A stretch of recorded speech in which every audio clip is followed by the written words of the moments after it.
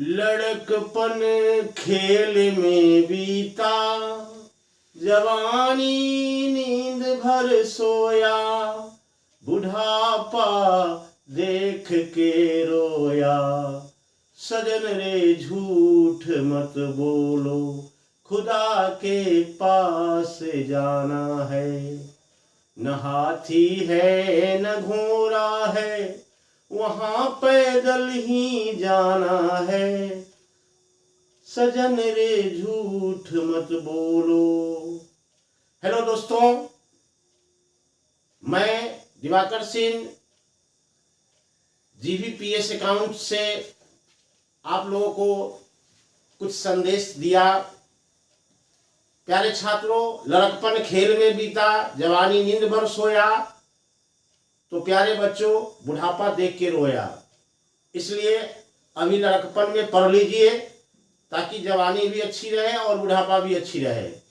तो मेरे दोस्तों, मेरे प्यारे साथियों, मेरे प्यारे विद्यार्थियों, कल मैंने आप लोगों को फिजिक्स में पहला चैप्टर शुरू किया था जिसमें प्रकाश पुंज और फिजिक्स के बारे में कुछ आपको बताया था बेसिक चीज। आज उसके आगे पढ़ना हमको परावर्तन का नियम है। प्रकाश के परावर्तन का नियम पढ़ना है। प्रकाश का परावर्तन क्या है, उससे पहले कुछ टर्म्स है जिस टर्म को जानना जरूरी है। तो प्यारे बच्चों, सबसे पहला टर्म है प्रदीप्त पदार्थ, ल्यूमिनस। प्रदीप्त पदार्थ किसे कहते हैं, ल्यूमिनस किसे कहते हैं? प्यारे बच्चों, प्रदीप्त पदार्थ वे वस्तुएं जो स्वयं प्रकाश उत्सर्जित करते हैं, यानी कि वैसा पदार्थ, वैसी वस्तुएं जो प्रकाश स्वयं उत्सर्जित करते हैं, प्रकाश स्वयं निकालते हैं, उसे हम प्रदीप्त पदार्थ कहते हैं। जैसे सूर्य, तारा, मोमबत्ती, ये सब क्या है, प्रदीप्त वस्तुएं हैं, प्रदीप्त पदार्थ हैं, ल्यूमिनस है। दूसरा है अप्रदीप्त पदार्थ, नॉन ल्यूमिनस। नॉन ल्यूमिनस यानी वे पदार्थ जो स्वयं प्रकाश उत्सर्जित नहीं करते हैं लेकिन प्रकाश की उपस्थिति में दिखाई देते हैं। प्यारे बच्चों, जैसे टेबल, कुर्सी, उसके पास कोई प्रकाश नहीं है लेकिन जब बाहर से कोई प्रकाश आता है तो वह टेबल दिखाई देती है, कुर्सी दिखाई देती है। तो ऐसे वस्तुओं को, ऐसे पदार्थ को कहते हैं अप्रदीप्त पदार्थ, यानी नॉन ल्यूमिनस कहते हैं। नेक्स्ट अगला टर्म है पारदर्शी पदार्थ, ट्रांसपेरेंट। प्यारे बच्चों, ट्रांसपेरेंट क्या है?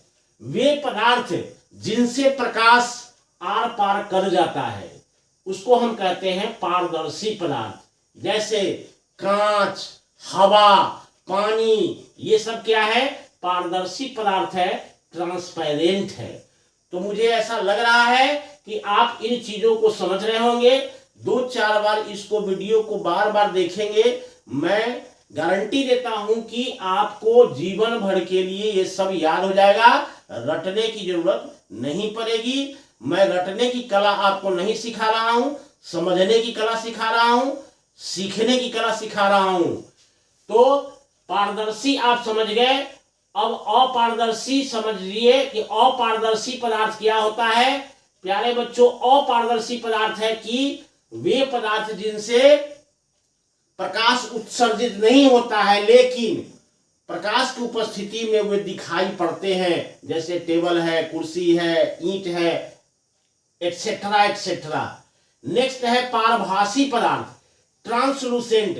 पारभासी पदार्थ का मतलब होता है कि वे पदार्थ जिनसे प्रकाश अंशतः, यानी कि प्रकाश का थोड़ा थोड़ा भाग आर पार कर पाता है। जैसे तेल लगा कागज, तेल लगा कागज जो है वह पारभासी पदार्थ है। जैसे घिसा हुआ कांच, ये भी पारभासी पदार्थ है। तो मुझे ऐसा महसूस हो रहा है कि आप लोग समझ गए होंगे। एक बार मैं और रिपीट कर देता हूं। आप वीडियो को बार बार देख करके आप इसको नोट्स बना सकते हैं और मुझे ऐसा भी महसूस हो रहा है कि आप वीडियो देखेंगे तो ही आपको याद हो जाएगा, नोट्स बनाने की आवश्यकता भी नहीं पड़ेगी। मैं एक बार और रिपीट कर देता हूं। प्रदीप्त पदार्थ, वे पदार्थ जो स्वयं प्रकाश उत्सर्जित करते हैं उसे प्रदीप्त पदार्थ कहते हैं। जैसे सूर्य है, तारा है।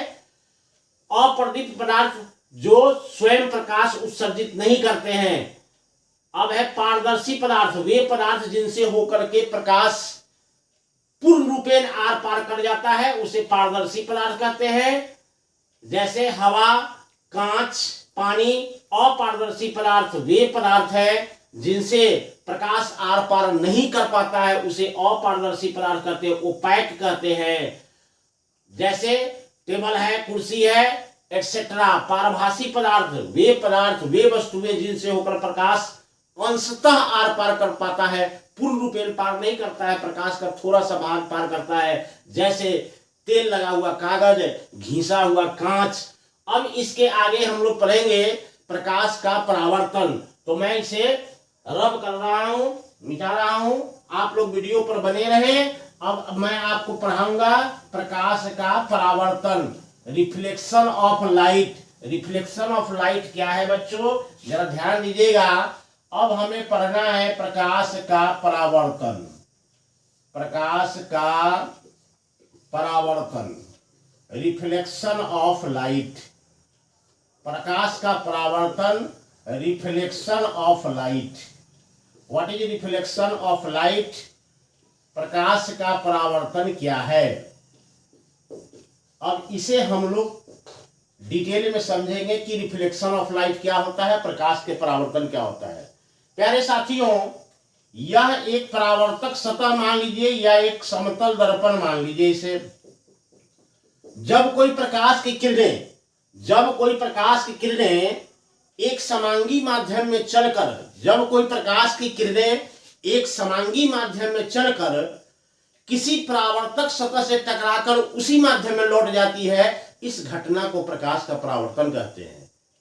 प्यारे बच्चों, मैं इसे 2-3 बार रिपीट कर देता हूं, आप बार बार इसे सुनेंगे, सुनने से ही आपको याद हो जाएगा, इसको रटने की जरूरत नहीं है। ये आपतित किरण है।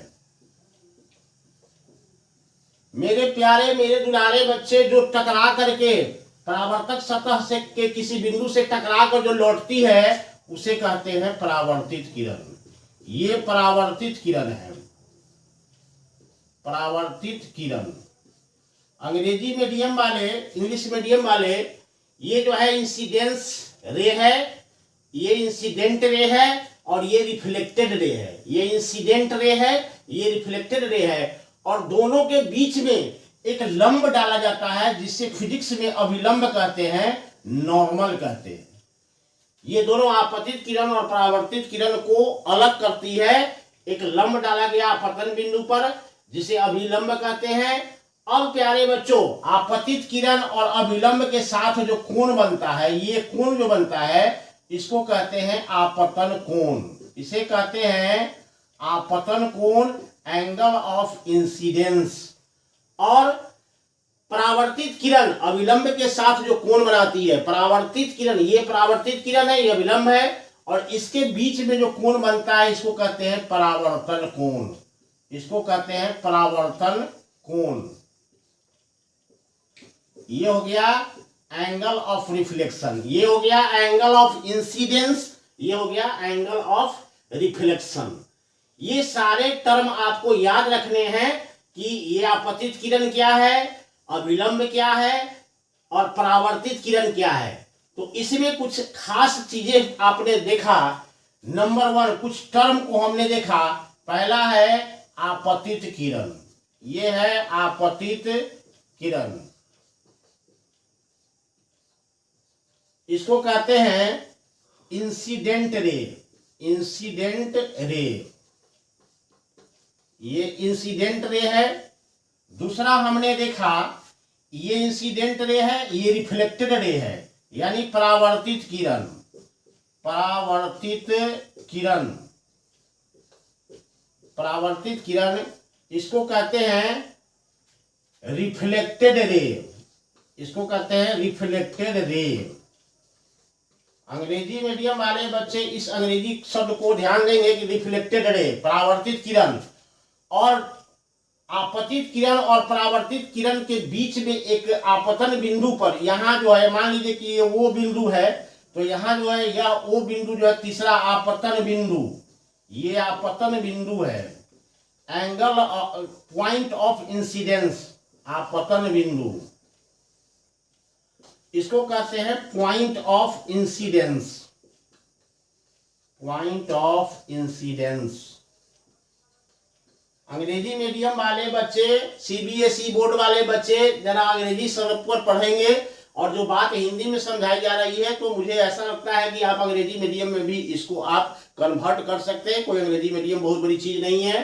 अगर आपतन कोण बनाना है, अगर इसकी डेफिनेशन बनाना है तो the angle between incident ray and normal is called angle of incidence, angle of incidence. और ये परावर्तन कोण है angle of reflection, the angle between reflected ray and normal is called angle of reflection. आप अगर उसके चीजों को समझते हैं, बेसिक चीजों कंसेप्ट को समझते हैं तो उसको आप इंग्लिश मीडियम में कन्वर्ट कर सकते हैं।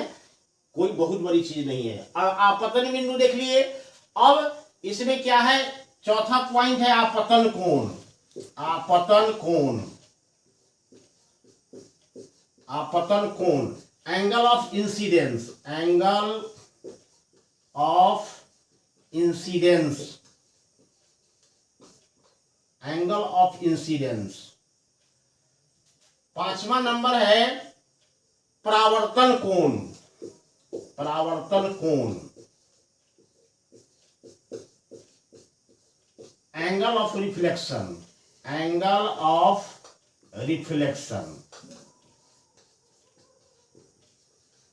प्यारो बच्चों, अंग्रेजी टर्म के बारे में भी आपको थोड़ा सा मैं इसलिए बताते चलता हूं कि मैट्रिक के बाद आप इंटर में आईएससी में अगर साइंस लेते हैं तो जब प्रोफेसर आगे के शहरों में पढ़ाएंगे, जब ये बोलेंगे कि incident ray, reflected ray, point of incidence, angle of incidence, angle of reflection, तो आपको समझने में कोई प्रॉब्लम नहीं होगा।